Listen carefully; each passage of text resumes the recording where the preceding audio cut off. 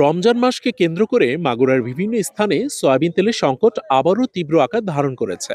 দোকানে দোকানে ঘুরেও বোতলজাত সয়াবিন তেল পাওয়া যাচ্ছে না। কোথাও কোথাও পাওয়া গেলেও অতিরিক্ত দামে বিক্রি হচ্ছে বলে অভিযোগ ক্রেতাদের। যে তেলগুলো পাওয়া যাচ্ছে সেগুলো আসলে বাজারের থেকে মূল্য একটু বেশি নিচ্ছে।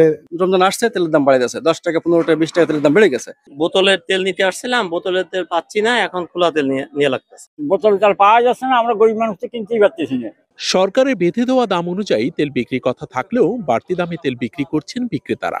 তাদের দাবি, ডিলারদের কাছ থেকে তেল কেনার সময় অন্যান্য পণ্য না কিনলে তারা তেল দিচ্ছে না।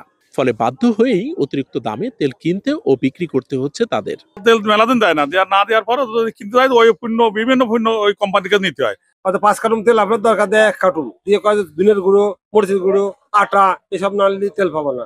এই কারণে আমাদের সয়াবিন তেল বেচতে খুব কষ্ট হচ্ছে। এসব বোতল চাইছি আমরা দিতে পারতেছি না, রাগ করে চলে যাচ্ছে। তবে জেলা প্রশাসন বলছে, বাজারে বোতলজাত সয়াবিন তেলের কৃত্রিম সংকট সহ নির্ধারিত দামের চেয়ে বেশি দামে তেল বিক্রির অভিযোগ পেলেই দ্রুত আইনি ব্যবস্থা নেওয়া হবে। মাগুরাতে এখন তেমন খুব জটিল কোনো পরিস্থিতি না। মাঝে মাঝে এরকমের হলে আমাদের টিমগুলো কাজ করছে এবং তাৎক্ষণিকভাবে আমরা মোবাইল কোড করে এই যদি কৃত্রিম কেউ মজুত করে তাহলে মোবাইল কোডের আওতায় এনে আমরা এটা বিচারের আওতায় নিয়ে আসি। মাগুরা জেলায় খোলা সয়াবিন তেল মিললেও মিলছে না বোতলজাত সয়াবিন তেল।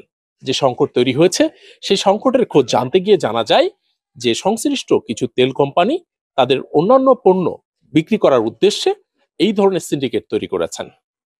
আশরাফুল আলম সাগর, মাই টিভি, মাগুরা।